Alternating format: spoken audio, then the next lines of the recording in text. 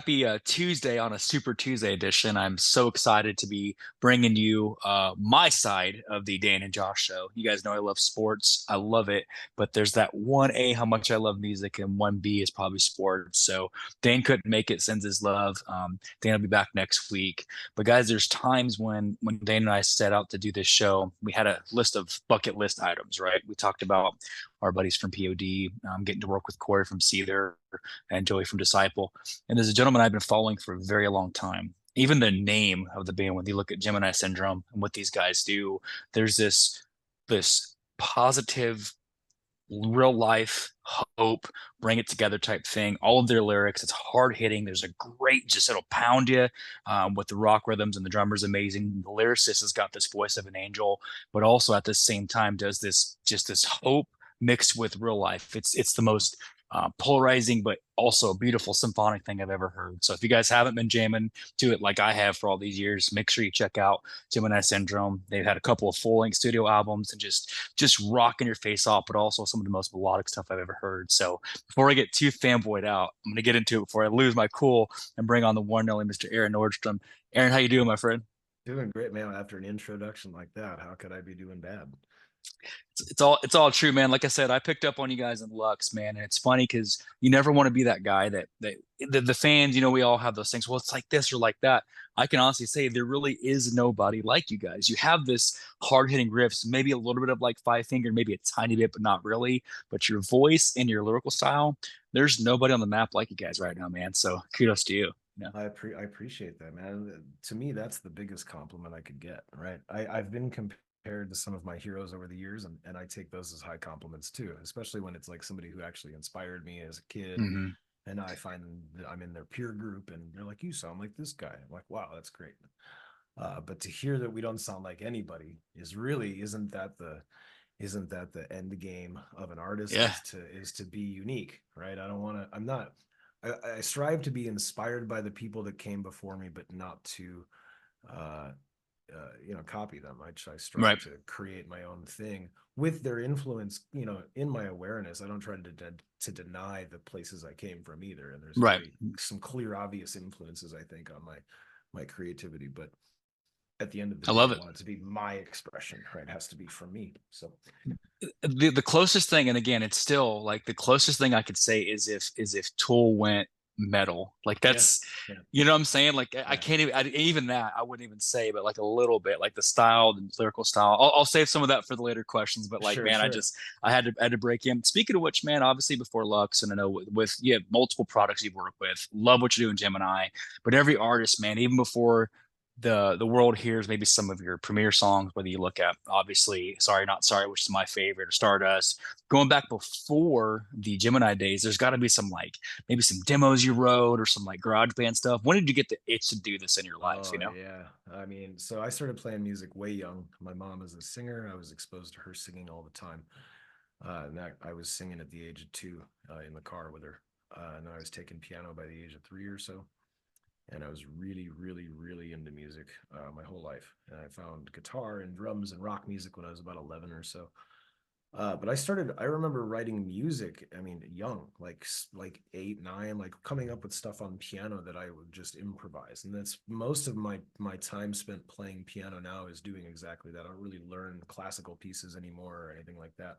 I like to just kind of use it as a playground to flex whatever I'm working on Hmm. music wise, and then try to apply that to an improv sense.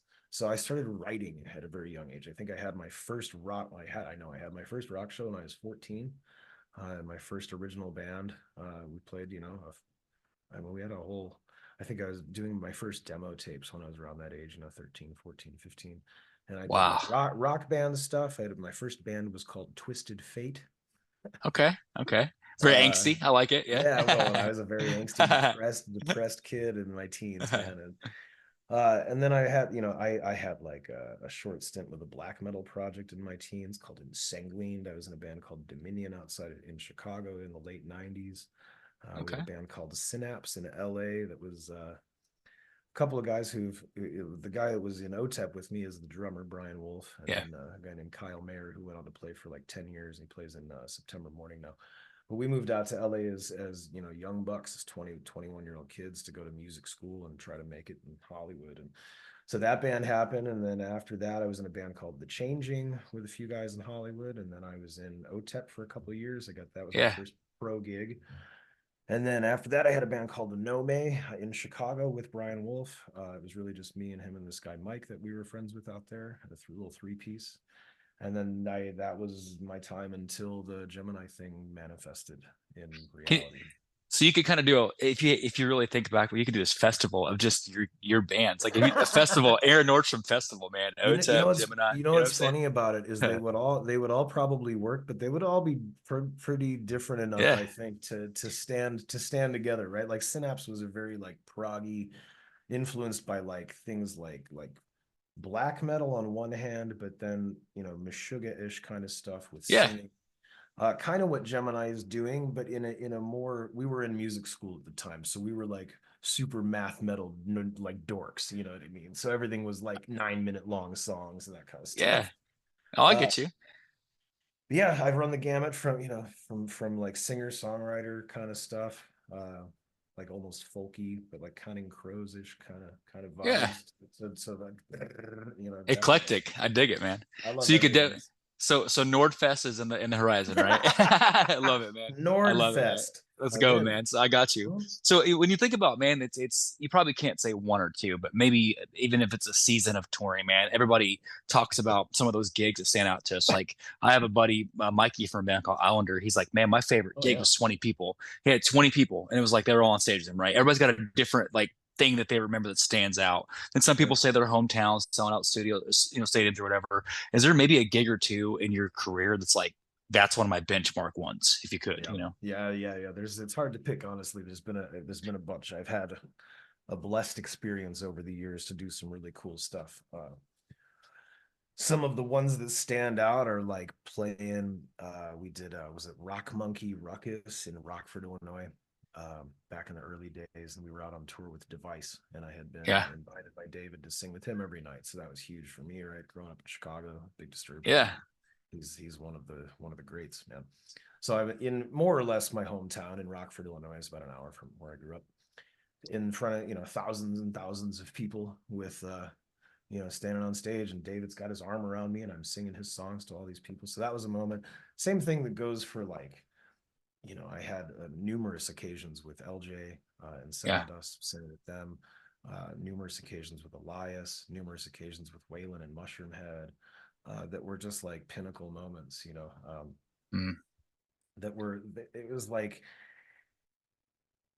dream status, right? This yeah, is the stuff that when I was a teenager, imagining in my mirror in my bedroom or whatever, like someday I'm going to be on a stage in front of 10,000 people, blah, blah, blah. yeah, And then I was doing it with my heroes that I was listening to when I was imagining it. So it was a bunch of those. I think to pick one specific show too, we were out with the Star Set, I want to say. I think it was the hmm, first show with them. We played the Metro in Chicago, which okay, was like okay, I'd seen Typo Negative there. I saw Stabbing Westward there. I saw Vast there. I saw Placebo there when I was a kid. So that was like my favorite venue in Chicago. And then we played it, and it was, I don't know if it was sold out, but it was packed. And it was balcony was full and everything. So walking out on the Metro stage where I watched, so many of my heroes play when I was a kid, it was like this is yeah. arriving or something. So yeah.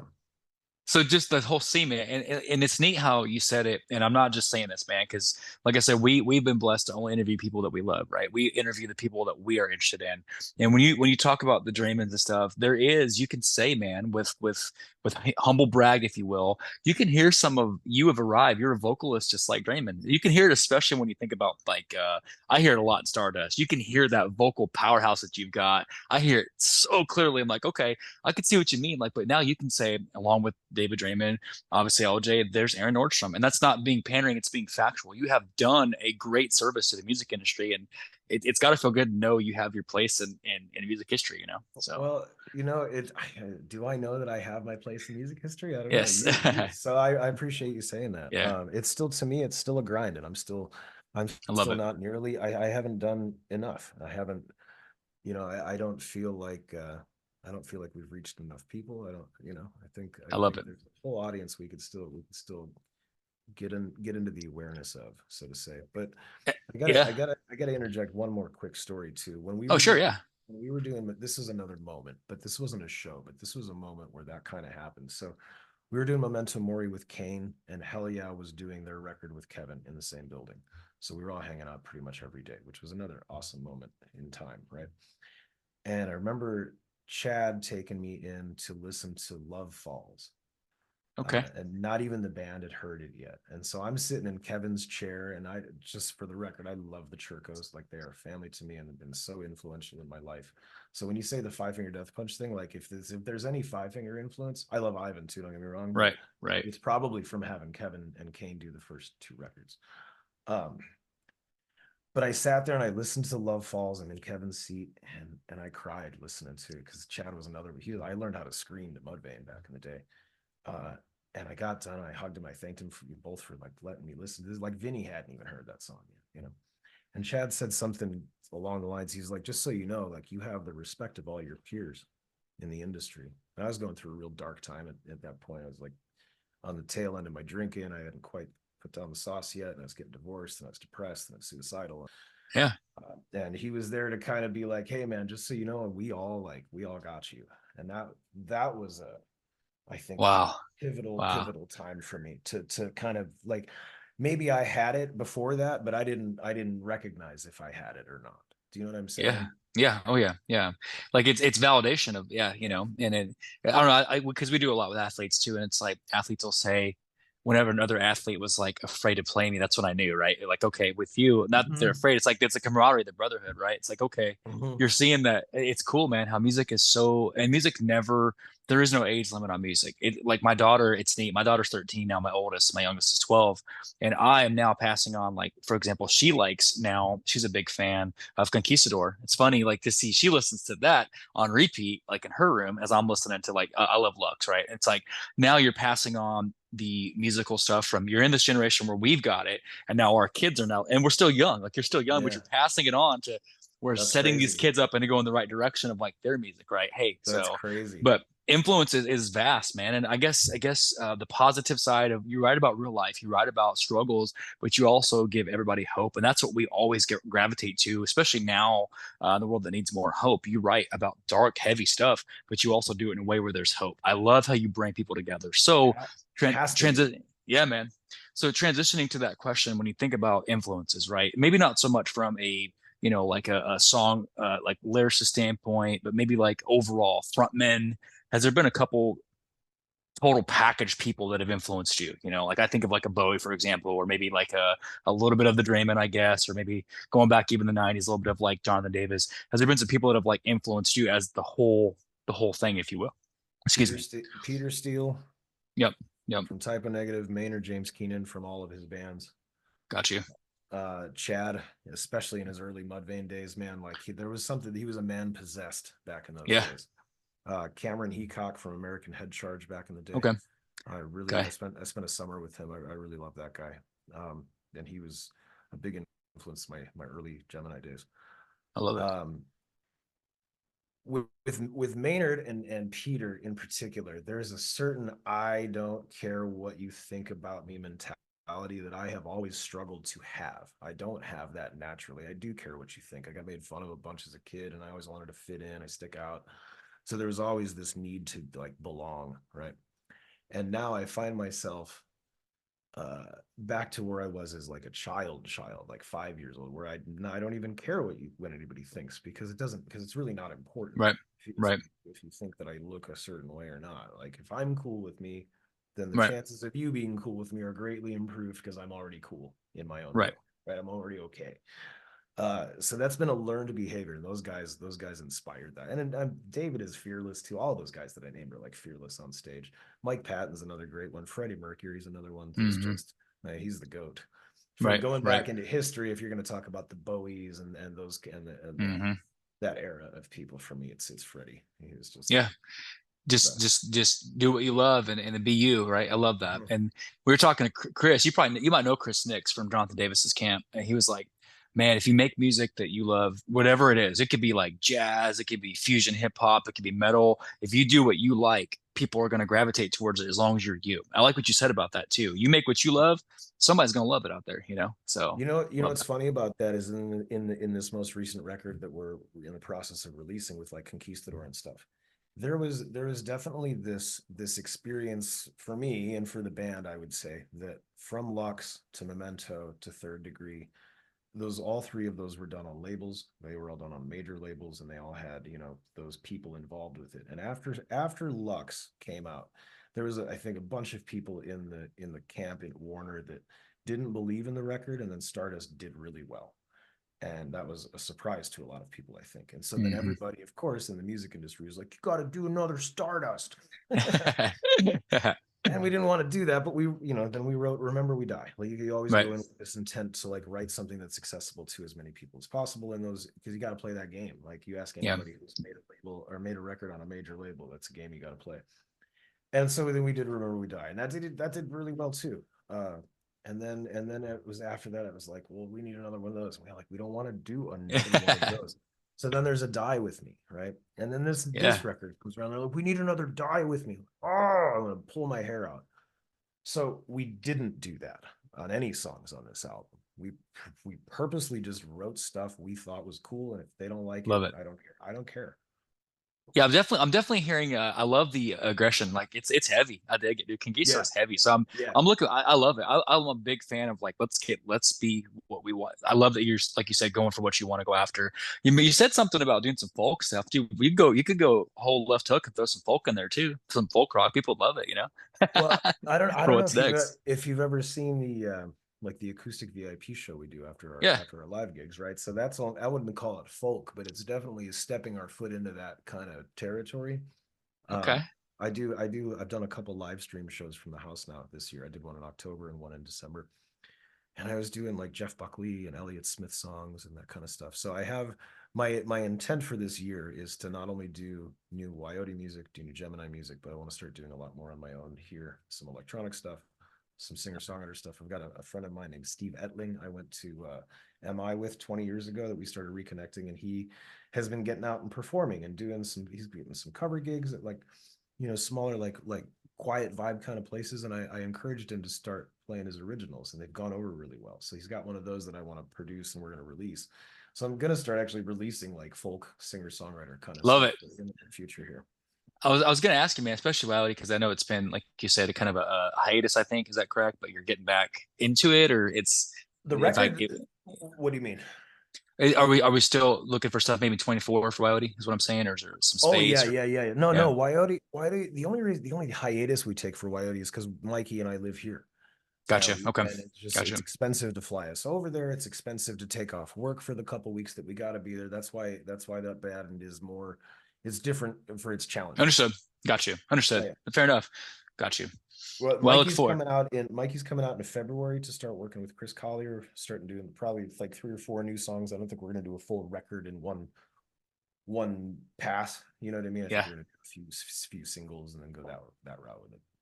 I can't wait, man. Like I said, anything you're singing on, it just or playing on just turns to gold. So I'm looking forward to it. Maybe what I'm even hearing is there's going to be like with your acoustic sets, you might have our modern day Jar of Flies coming up soon. It sounds like with your Well, collection of stuff. Let's go. yeah, yeah. I Yeah. definitely want to have an acoustic Gemini album, and I'm definitely talked to the Woyote guys about maybe reimagining the Woyote stuff also in kind of an acoustic piano guitar setting. I Nice. really loved it. Nice. There's a band called The Contortionist I saw do that a few years back, and they inspired me to try to transfer this stuff to piano. The way they did it is a record called Language, and they do it Language Rediscovered.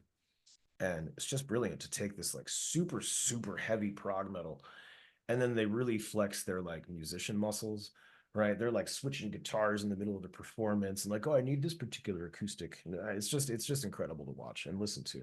And so I wanted to be able to, because I love all of it, man. Yeah. I'm a metalhead, and I have been for many, many, many moons, but metal kid. And I also cried when I saw Counting Crows in my teens. You know what I mean? Yeah. So Music. Yeah. yeah, all of it. I don't care what it. I love gangster rap. I love chopper rap. I love trap music. Yeah. If it makes you feel something, I always say my motto, man, with music, whoever it is, if you make it yourself, or at least take part in it. That's my Yeah. thing. Then it's cool. I respect it. If you're making it yourself, Yeah. I'm not as hot on somebody like singing somebody else's music. That's karaoke. But if you're making your own stuff, that's cool. I'll Yeah. dig it, you know? Yeah. So, but yeah, so I could literally just listen to you talk about being a student music for hours, man. But to respect your time, I want to transition to something that's going to make you laugh even more. We have a benchmark segment every episode. All 250 have had it, and this one is the same. Our fans from around the world, from like Finland to Fiji, they give us questions. It's called rapid fire. This Yep. is totally cool. It's 5 ones out. Here's the thing: there's no wrong answer. Even though Dane couldn't make it, I sent him the question set, and we have already bet on what we think you're going to say. So the I like loser, that. yeah, man. So the loser gets lunch provided by the winner. So if I'm All right. closer in what I think it's almost like a DraftKings type thing, or like we're betting on the spread. Okay. So I when get I it. give you I these get it. questions, you go with what you feel like. There's no wrong answer. You pick from the heart. Okay. Do So I got a time limit? Do I got to rapid fire off like as soon as you answer no, ask I the mean, question? within reason, we call it rapid fire because it's like, hey, just pick one of the two. You can think about it, and then Got it. we'll add in the little segments and post edit. So, first question: there's a lot of, especially in the past 15, 20 years, there's a lot of themes of like high adrenaline rock and roll and wrestling. Seems like it's gone together a lot more these days. Think about bands like Rev Theory, a little bit with Disciple, even a little bit of Five Finger in different bands. So you get called up. They say, Aaron, we want you to be a part of WrestleMania 50, I think it's coming up or something. We want you to do a tag team match. We're going to invite you to be a wrestler and just on the spot, rock stars. And you can pick your tag team partner to go against The Rock and Bret Hart. You can pick Hulk Hogan or Stone Cold to be your tag team partner to go against these two. Who you taking? Okay, who am I going against? You're going against The Rock and Bret Hart. That's your opponents. Okay. And you can pick Hulk Hogan or Stone Cold as your tag team partner. I think I gotta go Hulk Hogan. Let's go. I had you. I really did, dude. I had you. Dane had picked Stone Cold because of more of the metal. Because just more the metal thing. Stone Cold comes out kind of metal, but I was like, I had Yeah. you, dude. So What was let's go. your reasoning? What was your logic? My logic for Hulk Hogan is because when he walks out playing I'm a Real American, he's just jamming to the guitar. I was like, I could just see you like carrying the guitar as you're walking out behind him, just kind of doing your thing, you know? That's what I thought. So I'm a child of the '80s, man. So let's like, go. I remember all that stuff from being a kid. I love it. All right. I love it, man. And so again, the second one, I love this one because our fans and your fans also know that you're a student of music and you love all music. We know that about you. Yeah. So you get called up. We're going to transport you back in time because time doesn't exist in this segment, and you can be a part of writing a concept album with one of these two legends. You can just sit down and write an album with them. You can write an album with Bob Marley, or you can write an album with Stevie Wonder. Both legends and great, but on the spot. Which one you going with? Let's go. Let's go. I had you for that. I really did, man. Stevie Wonder, he was of prodigies, like he was a prodigy in the prodigies. Do you know what I'm saying? Like absolutely, man. He was the 1% of the 1%. Like, yeah, just unbelievable. Absolutely. One of the things. So next one. So I'm with you. I had you for that. They're both great. I had you for the singer songwriter piano side. That's what I thought too. So next one, you get to do you and the boys. You get to do a musical. I guess it's a soundtrack, I guess you'd say, for upcoming action. A lot of your stuff could lend itself to action and high thematic things, right? So these two movie franchises are making a movie presentation.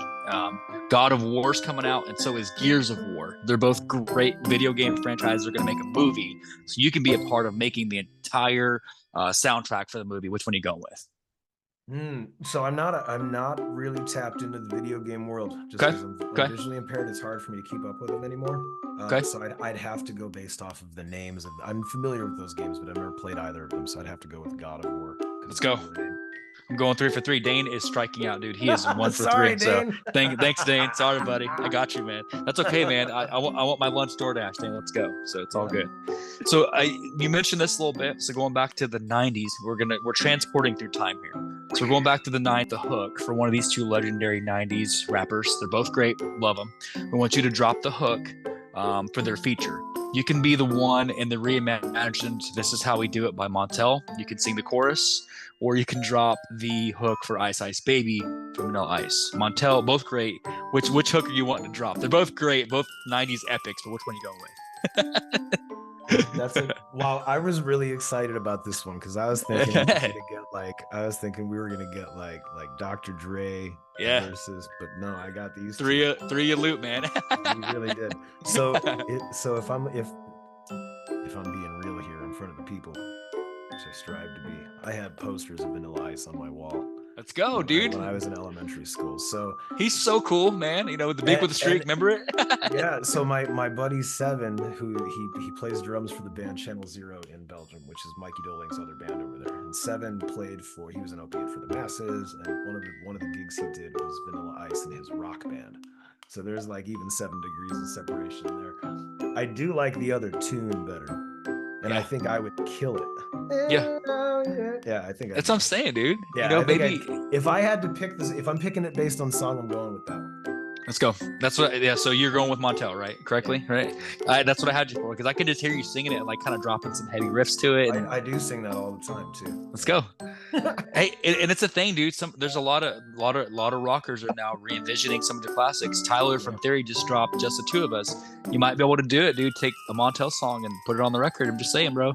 No, I'm just kidding. So last one, man. So we're going back. We're transporting in time. These are all a bunch of time travel questions tonight. I So love last time one. travel. Yeah. So we're going back to the '80s. You with the musical body of work that you have now. They kind of just want to take you with your various bands and they want you to co-headline for one of these two '80s acts. Okay. So check this out. Two totally different ends of the spectrum. They want you to co-headline. You can co-headline with Depeche Mode or you can co-headline with Iron Maiden. Depeche Mode. Let's go. I had you, man. I really, really did, man. So I'm 5 for 5 tonight. I And appreciate you you. and you know those were fire. Those were with the Yeah. hardest one was Vanilla Ice. Yeah. That was the hardest one. The rest of them were pretty easy. I think the songwriter again, they're both. We always say we love all the choices and all that, but I'm with you too. I think that would be a heck of a dual headliner thing. You and Depeche Mode. Let's make that happen, guys. If you're listening out there, let's make that happen. Yeah. Well, So, and just knowing my band, right? And my yeah. bands. Now, it would be different too if I based all of these answers off of my situation with Gemini syndrome. I would have Gemini open for Depeche Mode, but I would have Woyote open for Iron Maiden. Okay. Fair enough. Fair enough. I think the guys in Woyote are more influenced by Iron Maiden than they are, and I know that the guys in Gemini are more influenced by Depeche Mode than they are by Iron Maiden. So I think that So, the way that filters down through the creation process, that would meld better over there, and this one would meld better over there.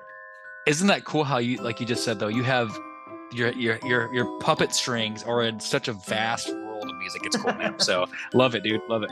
So, man, thank you for doing that. This whole segment, hopefully in interviews you've had in media, that's something a little different. You haven't had that before. So love it, dude. Love it. So final segment in respect for your time, man. There's a thing we do every episode called Open Mic. And what this is designed to do, the reason we started doing this, our love for athletics, our respect for female athletes and just equality across the world in all things. We're always trying to pick our athletes and our artists' brains about how you got the guts to do what you do, right? Whether it's music, whether it's acting, whether it's athleticism, doing what you do. So if you were to go back maybe and tell your beginning self or those younger kids that are listening, maybe a little piece of advice, what's some open mic advice you give them, you know? Oof. You know, I've been in the game, so they say professionally almost 20 years now. And I've been performing for the better part of 30 over 30 years. I mean, since I was a child. And as a kid, one thing I always knew, I've always had a grasp on my capabilities musically. I've always known and been confident musically because I put the time in. Mm-hmm. Right? I would say that I definitely have a natural kind of gift or whatever for it. Like I'm attuned to play music, and it came easy, but I still had to put the time in. And when I got good, I knew I was good.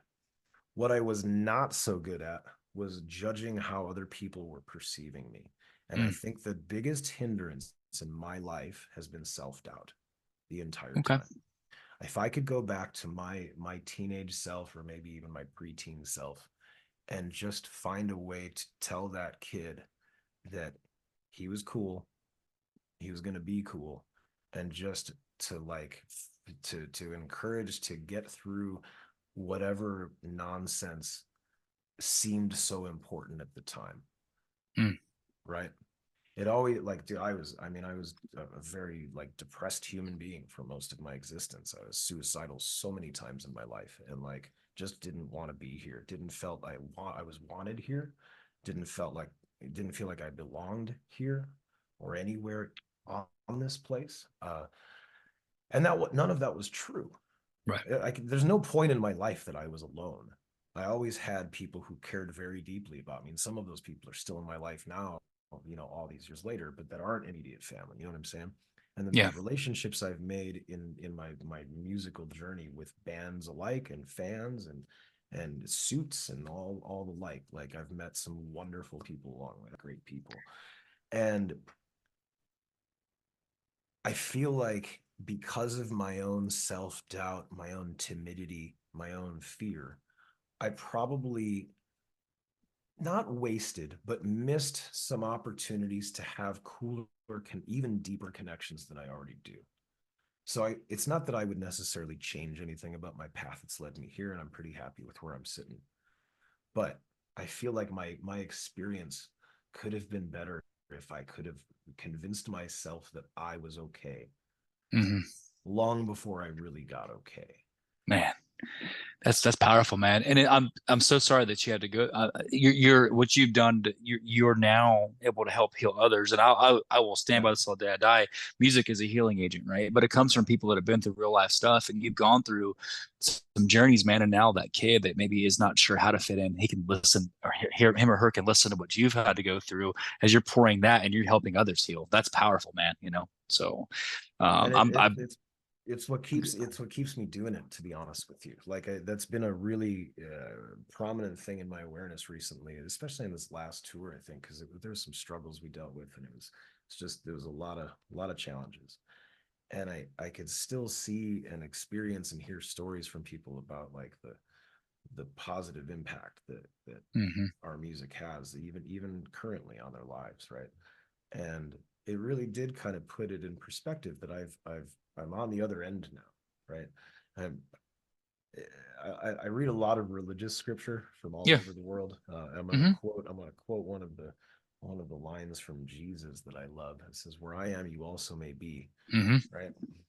And like that's if in the stories, if in the ancient traditions, the savior of all those traditions was always an exemplar. It was always like there to guide humanity to Hmm. act a certain way so that we can learn the things that they learned. It wasn't to like necessarily bow down in homage, but like they're the exemplar. So if I can if I can get that into my own behavior, right, Yeah. you can too. Right. The proverbial you can, right? And I ended up now in this place, like you said, like I can offer some hope and some healing. And we talk about real stuff. We talk about real hard experiences. But in all of those, the only reason I'm here to even tell you about them and write songs about them is because I made it through. And that's what I always try to draw it back to the point of the song, right? The point is always that there's a way out, there's a way through, there's a way to traverse and evolve and grow and find some semblance of happiness. And that really comes from knowing yourself. And that Hmm. that internal work is really the way that you get there, that I got there anyway, I should say. I love that, man. We one of my dear friends says music is expressing feelings in a language. It's a language. It's the way you express how you feel. And again, I'm grateful that you have now pushed through it on the other side and look at now you can in that seasoned, if you will, like I said, 20 years in the game doing accessibles. That's a lot of struggles, man. 17 years this March will mark my first tour I ever did. That's amazing, man. And you're still going strong, man. So I just thankfully now, as I hear even some of the artists from the 90s and early 2000s, like we're writing about different things we did back then, but now we're progressing and evolving. So it's good. It's just good to see you, man. All the success you've got, well deserved. We love it. We're so happy for you, man. So Appreciate it. Thank you. yeah, man. So again, thank you for being so gracious. I could talk for hours, but out of respect for I your could time, I too. would I say could too, man. I'm not in a hurry, so I love it, man. Out of respect for you, we always say our guests, our fans and our guests usually about 30 to 45 minutes will kind of, okay, it's time to check out. So we'll say for yeah, no, part I two, we'll get it. bring it back. We'll bring it I back get for it. part two. So I would ask it in the future, man, as you maybe drop some more stuff, whether it be with Gemini or of course Woyote, and even your side stuff, man. We'd love to have you back to kind of explore that and make it a recurring thing. So Anytime. we love kind of catching up. So let it be known, Dane again sends his love and the fans out there. And my personal thank you for making a bucket list Uh, item. You, my pleasure. Corey, Marcos, and those are some of those bucket list ones. I have to tell you the story too because you said it real quick. So you're talking about kind of just getting through it on the other side. So I'll leave you with a story. One of our buddies from this band you may know called Disciple was talking about we have been enamored with this story. There's a guy that came to one of their shows. He was talking about how he didn't feel like he could make it. He was going to end it all. He's like, I'm done. I can't do this anymore. He's like, I'm just going to put some music on, and it's going to happen. So he's listening to this track by this band, and a song hit him. He's like, you know what? Maybe I'll go check into rehab, do different things, right? So one thing leads to another. He recovers, he gets better. He goes to the show and hands this guy at the bullet. He goes, hey, this is what I was going to use to end it all. He makes him a necklace. Here you go. I want you to have it because I'm in a better place now because of your music. So I'm just saying, man, just music is Wow. powerful. Yeah. Just a story, man. So what you're doing, there's no telling what kids you've reached out to because you make a lot of positive stuff, man. So just thank you on behalf of my family, my daughters. All this thing that you're doing with music is it doesn't get old. Just keep on rocking, man. I can't say enough thank yous. So Man, you're yeah, so welcome. Thank you. I yeah. appreciate it. Of Needed to course, hear brother. that today. Well, yeah, man. What, Start what start start divine the timing. Right. Yes, sir. So start the year off right, man. We'll make it a recurring thing. Mr. Nordstrom, Aaron, thank you for your time Yeah. and we'll be Anytime. Anytime. I will take you up on that. We'll be in touch. Okay. So Sounds good. All right. take care, brother. You're welcome to drop off. Guys, so that's Aaron, man. I'm grateful. I told you one of the kindest guys in rock and roll. If you haven't been to a rock show lately, guys, I encourage you. I don't know if there's maybe some misconceptions about rock, but rock's one of the most family oriented things you're going to be a part of. They're like, oh, it's heavier, it's screamier, this and that. I don't know of any other platform besides music, especially rock, all music, but rock, where you can get together, kind of air out your problems, even if it's in the mosh pit, and then everybody has a hug and goes to IHOP afterward. It's great. So Aaron's just one of those guys where I'm telling you, what you see is what you get. An amazing gentleman of the industry, lyrical powerhouse, great vocalist, great musician, and just an all around genuine human being. So if you guys aren't jamming, again, Conquistador just dropped. They're working on some new stuff. Make sure you give them a follow. We'll throw the links to Spotify in the comments. But don't give up. Whatever it is that you're following these days, as Aaron would say, and more eloquently, there is someone out there with you, and there's always hope. So, on behalf of Dane and I, don't forget as always that we love you and thank you for listening.